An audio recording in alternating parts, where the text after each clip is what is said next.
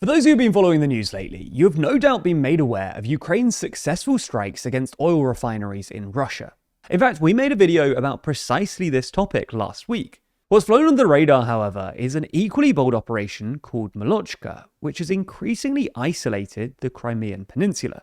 Just last week, the Kremlin was forced to suspend shipping through the Sea of Azov after a barrage of Ukrainian drone attacks rendered the waterway innavigable.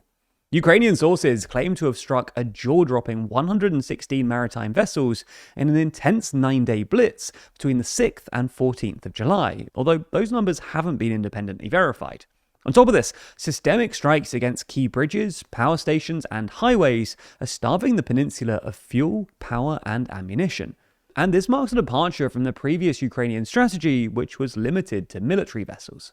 So in this video, we're going to take a look at how a nation without a conventional navy is forcing Moscow to abandon its historic naval routes, how this new Ukrainian strategy is choking the Crimean Peninsula, and, most importantly, to what ends.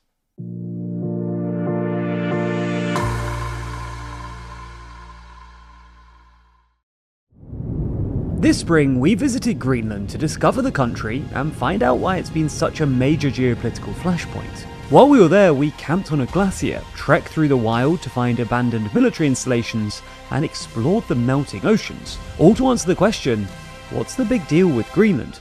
The documentary is now streaming exclusively to TLDR party members. You can sign up or watch the full trailer by clicking the link in the description. Russia seized Crimea in 2014 during the turbulent Euromaidan protests. Although President Vladimir Putin's official reason for the occupation was to protect the native Russian-speaking population, the peninsula has since turned into a military fortress.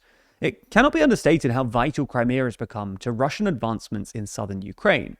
The peninsula serves as a logistics hub and heavily fortified launchpad, hosting troops, armor, fuel, and long-range airstrikes required to sustain its entire military campaign in southern Ukraine. Furthermore, the annexation fulfilled Russia's centuries-old obsession with securing deep, warm-water ports. By capturing Sevastopol, Putin secured a year-round naval projection into the Mediterranean, and famously envisioned this heavily militarized peninsula as an unsinkable aircraft carrier in NATO's southern underbelly. It was clear then that Ukraine needed to work around this problem if they wanted to halt Russian advancements around Zaporizhia. That brings us to Operation Molochka, a Ukrainian backronym which stands for Moscow will fall through Crimea, Amen, which officially kicked off on the 6th of July. Unlike previous operations that focused on sinking heavy warships, Molochka targets a far more mundane, yet economically vital class of vessel, Russia's feeder fleet. These vessels ferry oil throughout a complex system of Russian rivers and waterways to reach Sevastopol on the Black Sea and feed the infamous Shadow Fleet with sanctioned Russian oil. By targeting these vessels, Ukraine is attempting to undercut Russia's oil exports and thus put further strain on Russia's state finances. Furthermore, Crimea has been acutely affected by the petrol crises roiling the mainland, paying on average 3 to 5 times more at the pump than in Russia proper, where prices are already very high. In conjunction with this, Ukrainian armed forces have also targeted land routes. At the end of June, Ukrainian special operatives executed precision strikes that damaged the strategic railway bridges crossing the northern Crimean Canal. These lines served as the backbone for heavy Russian munitions, armor, and fuel deliveries moving from the Kerch Strait to the southern front lines. When Russia tried to reroute their supply lines to the R280 highway to Mariupol, they met similar barrages and were forced to reduce truck traffic on one of Crimea's busiest highways by 70%. The combination of these operations has essentially isolated Crimea from mainland Russia, and a sustained campaign could spell serious trouble for the peninsula. But this raises the question, what does Ukraine stand to gain from an isolated Crimea? Well, as we see it, Ukraine has 3 primary objectives. First is logistical suffocation. By rendering both sea and land routes hazardous, Ukraine is making the Russian southern grouping with forces in Kherson and Zaporizhia much more logistically challenging to supply.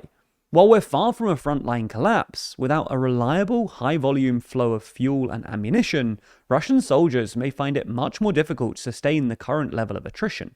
Second is economic leverage. The Sea of Azov is a vital financing lung for Moscow, carrying roughly 25% of Russia's massive grain exports, and representing roughly 1/5 of the global market. After recent attacks on oil refineries around Russia, agricultural revenues have become ever more important. By sending the sea into a war zone, Ukraine has sent maritime insurance rates through the roof and upset global markets, with wheat futures spiking. The third objective is to fan the flames of public discontent. The attacks have induced an acute poly-crisis inside Crimea itself. Rolling blackouts from power stations, a total ban on civilian fuel sales to prioritize the military, and the complete collapse of the summer tourism industry have brought the harsh realities of the war directly to the doorstep of the Crimean population. In this light, Ukraine's siege of Crimea fits into a wider strategy of forcing ordinary Russians to bear more of the war's brunt, in the hope that this might change Putin's strategic calculus. Now, it's important to exercise some caution here. While there is cause for some optimism, it's hard to tell what kind of effects this will have on the battlefield. Earlier in the war, when Ukraine began utilizing the HIMARS to great initial success, the advantage couldn't be sustained for very long. Eventually, the Russian army will adopt new strategies and supply lines will shift. However, at least for the foreseeable future, they'll be slower, more complex, and more frail. Similarly, while this will put further political pressure on Putin and the Kremlin, it's worth stressing that it's unlikely to change Putin's strategic calculus, and we shouldn't expect a capitulation anytime soon, although it probably does make peace negotiations slightly more likely. In short, by relentlessly striking essential logistical supply lines, Ukraine has turned the peninsula's biggest strength against itself: its isolation.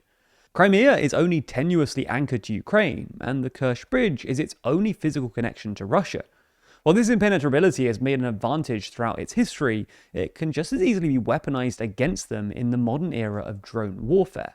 Much like how Iran is holding the Strait of Hormuz hostage as leverage against a more powerful opponent, Ukraine has spotted an opportunity for leverage in the Sea of Azov. Whether or not this will be a successful strategy remains to be seen, and it's primarily dependent on Ukraine's ability to sustain the pressure.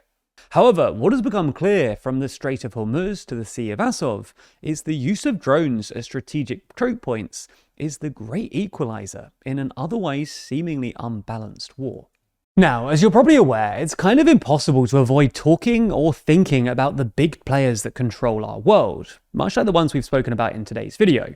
But it's not just the government leaders that impact our day-to-day life, it's also the big companies, and how increasingly difficult it is to avoid their influence. So I bet you're wondering how you can start taking back that control. And luckily, we have a simple solution for you. And it starts with your email. While it might seem insignificant, your email is extremely personal to you, and it's important to keep hold of what's yours.